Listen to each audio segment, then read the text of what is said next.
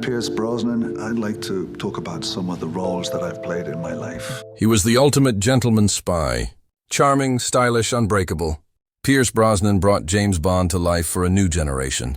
Cool under pressure, calm under fire, with a smirk that could disarm even the deadliest enemy. On the silver screen, he was untouchable. But behind the camera, behind the glamour, Pierce Brosnan was living a very different kind of story. A story of unimaginable loss, private grief, and a personal darkness that no amount of fame could chase away.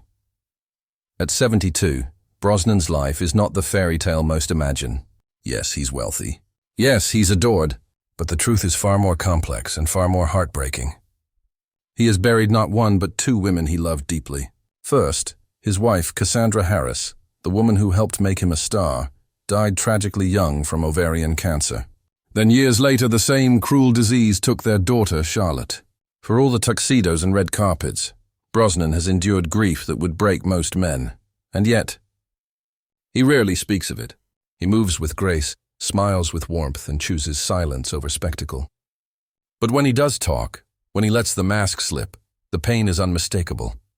You can hear it in his voice, see it in his eyes.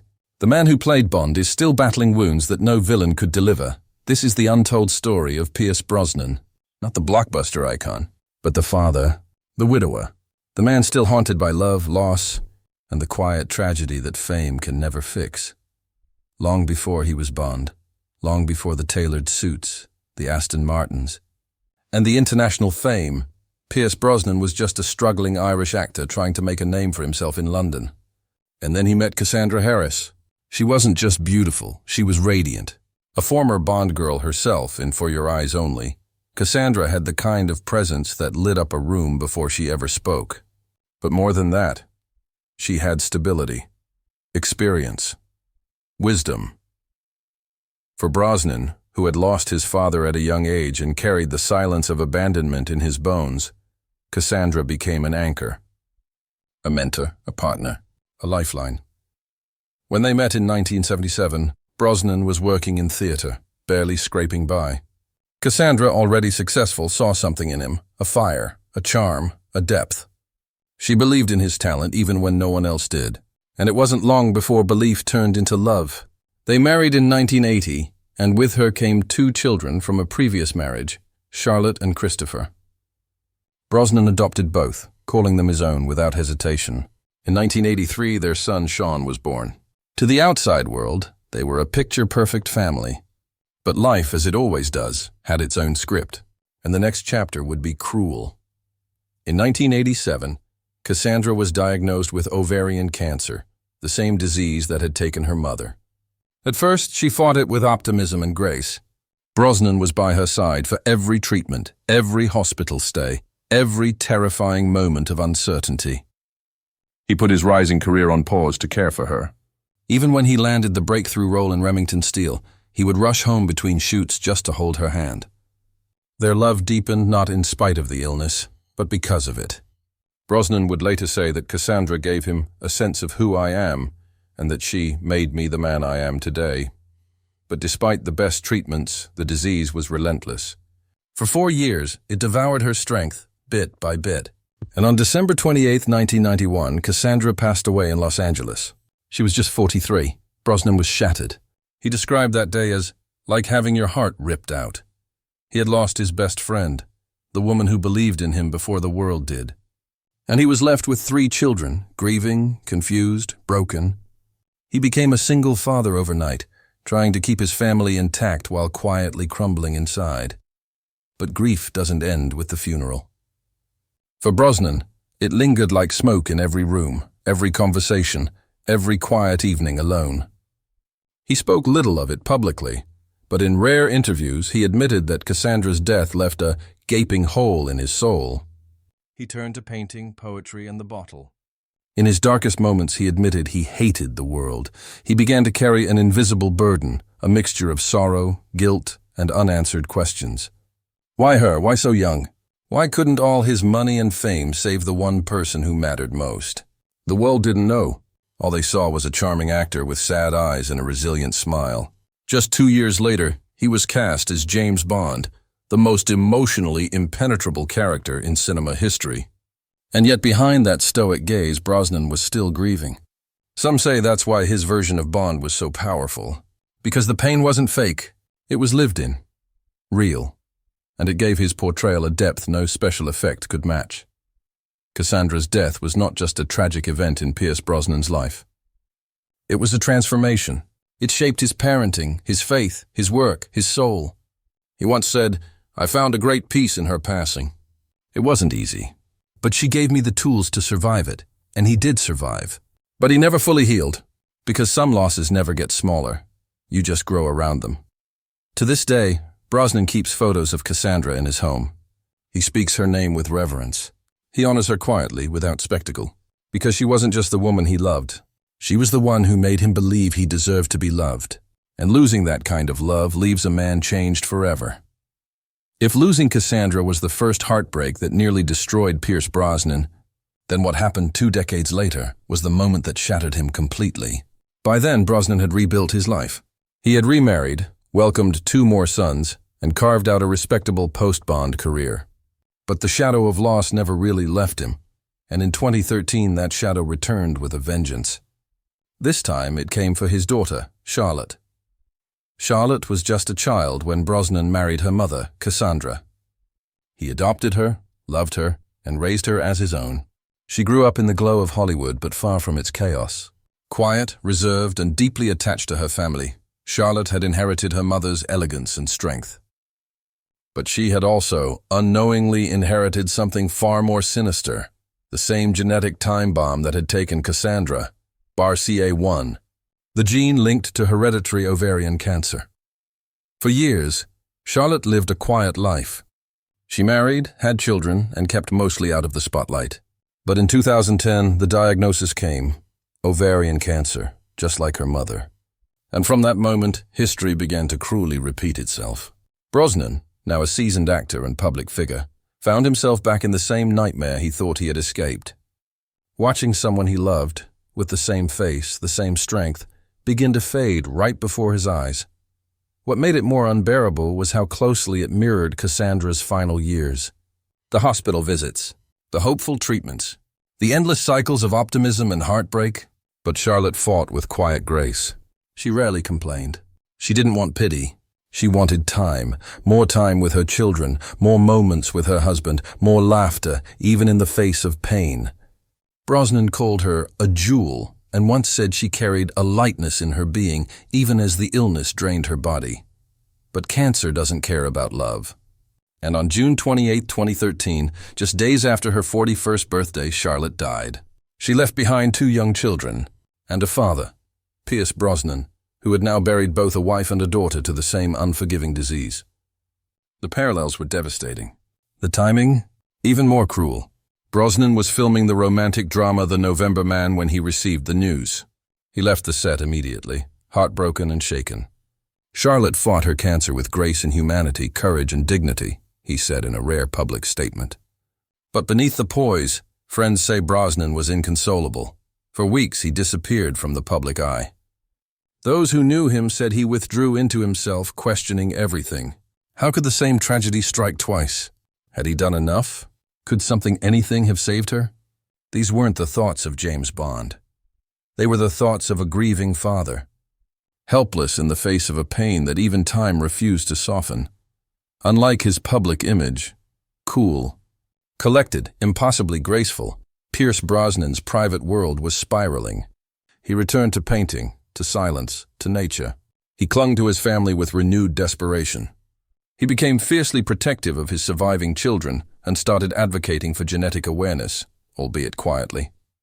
He didn't do interviews or press tours. He didn't want to talk about the tragedy, because there are some wounds that words only deepen. What makes Charlotte's story even more haunting is how invisible it remained to the public. Unlike many celebrity deaths, hers passed with little media frenzy. No cameras, no headlines screaming her name, just a quiet farewell. And perhaps that's exactly how she wanted it. In many ways, Charlotte embodied the very grace her mother once carried, the kind of strength that doesn't need to be loud to be powerful. But for Brosnan, the loss never really faded.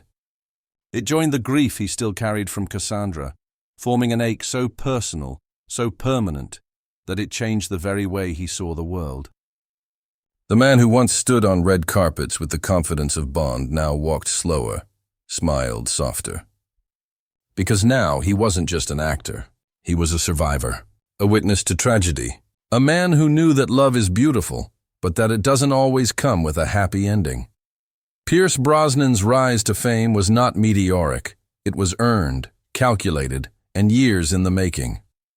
From humble beginnings in County Meath, Ireland, to the global stage of Hollywood, he carried with him the quiet ache of abandonment, the pain of early loss, and the unyielding determination to transform grief into purpose.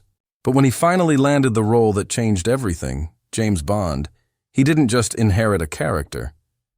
He inherited a myth, and with that myth came immense pressure and isolation. When Brosnan debuted as Bond in GoldenEye in 1995, he was 42. His wife Cassandra had already passed away. The pain was fresh. His children were still grieving, and yet, here he was, suited up in tuxedos, blowing up bad guys, delivering witty one-liners, and seducing women on screen like the world's most eligible bachelor. It looked effortless, but behind the glitz, Brosnan was drowning in grief. He once said, "I was functioning but not alive." The public loved the image, but few could see the cost behind it. To play Bond is to become Bond. It's not just a role, it's an identity. It swallows your name, your past, your pain. The media didn't want Pierce Brosnan, the widower raising 3 children. They wanted Bond, the cool, unflinching agent who never broke. And Brosnan gave them what they wanted. For nearly a decade, he carried the Bond franchise on his back, starring in 4 successful films and reviving the character for a generation. But every red carpet, every photo shoot, every dazzling premiere was another performance layered on top of his private despair. He often described fame as a double-edged sword, a privilege, yes, but also a prison. Because even when he wasn't on set, he wasn't allowed to just be Pierce. He had to smile for the cameras, say the right thing, look invincible. But inside, he was still the boy who had lost his mother to cancer. Still the husband who had held Cassandra's hand as she faded. Still the father who was quietly watching his daughter begin that same descent. No tuxedo could protect him from that. Even among his peers, Brosnan remained a bit of an outsider. He wasn't seen as a method actor or a Hollywood rebel. He was too polished for indie cinema, too soulful for action movies. He existed in the strange liminal space between superstar and outcast, and that, perhaps, is the core of his loneliness. He had everything, but never quite fit anywhere. Off camera, he would often retreat to his home, spending long hours painting or walking on the beach in Malibu.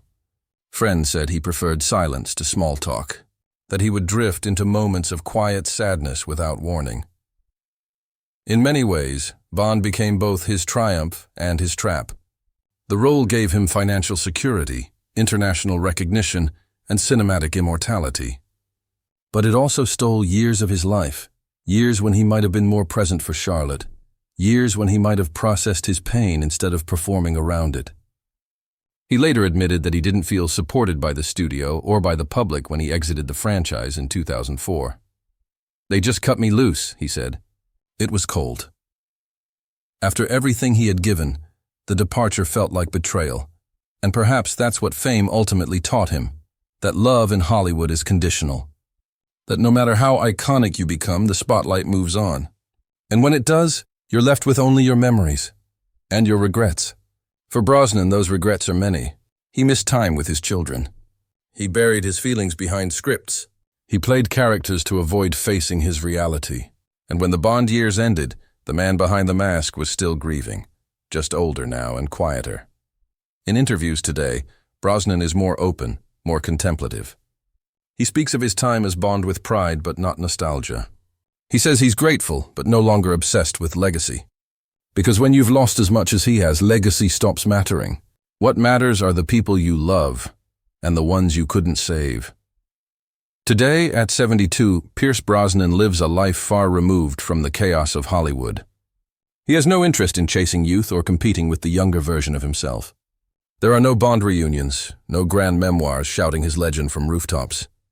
What he wants now is peace, simplicity, A canvas to paint on, a walk on the beach, a quiet dinner with his wife, Keely Shea Smith, who helped piece him back together after Cassandra's death. On the surface, he appears serene, a man who has made peace with his past. But those who truly know him say something else, that behind his warmth and gentle humor, he is still haunted. Brosnan is a man who has lived through layers of loss most people can't fathom. Not just death, but the kind of emotional exile that comes with watching the people you love fade before your eyes, slowly, painfully, inevitably. He doesn't wear his grief openly, but it clings to him in subtle ways, in the way he pauses before answering emotional questions, the way he still refers to Cassandra in the present tense, the way his voice trembles when he speaks of Charlotte. Time has passed. But for Pierce Brosnan, grief is not something you get over. It's something you carry, like a shadow, always behind you, always part of you. In his Malibu home, Brosnan paints endlessly. His art, often abstract and deeply emotional, is his release. He's said that painting allows him to say the things he cannot express in words. On some canvases, dark, swirling colors represent chaos. Others show bursts of light breaking through. His studio is filled with tributes, to Cassandra, to Charlotte, to his mother, to Ireland. Each stroke tells a story he rarely shares publicly, because that's who Pierce is now, a man who no longer needs to perform. Yet even in this quiet phase of his life, tragedy finds its way in. In 2020, Brosnan and his wife were viciously body-shamed online after photos of them vacationing surfaced. Social media erupted with cruel remarks about Keely's appearance, and while Brosnan defended her with grace, the incident revealed just how brutal public life remains, even for a man trying to live in peace. "She is the most beautiful woman in my eyes," he wrote. "She has given me the strength and love I could never have dreamed of." It was another reminder that behind every polished Hollywood smile lies a real human being, vulnerable to pain, to ridicule, to grief. What's perhaps most tragic about Pierce Brosnan's story is how quiet his suffering has been. There's no scandal, no outbursts, no headlines of breakdowns. Just a man enduring, rebuilding, enduring again. In a world that rewards loudness, his grief has always been whispered. And maybe that's what makes it so heartbreaking, because the loudest screams are sometimes the ones we never hear. He's still working, yes. He still steps into roles from time to time, often playing wise, world-weary mentors, mirroring the man he has become. But he doesn't chase stardom anymore. He says yes to projects that speak to him and no to anything that steals his peace. He's spoken openly about therapy, about self-reflection, about letting go of things he cannot control. But letting go is different from forgetting, and Brosnan has never forgotten. What lingers most now is his role as a father and grandfather. His eyes light up when he talks about his surviving children. He spends time with them as often as he can. There's a protectiveness in him now, an urgency, as if he knows too well how fast life changes, as if he wants to leave behind not just memories but meaning, something they can hold on to when he is gone. At 72, Pierce Brosnan is not a broken man, but he is a man deeply shaped by brokenness. The tuxedo is long gone. The martinis have been set down. In their place is a weathered soul full of love, pain, and an aching wisdom that only life and loss can give. His is not a story of scandal, but of sorrow. Not of collapse, but of quiet courage. And while the world may always remember him as Bond, those who look closer will see a man who faced the unthinkable and kept going anyway.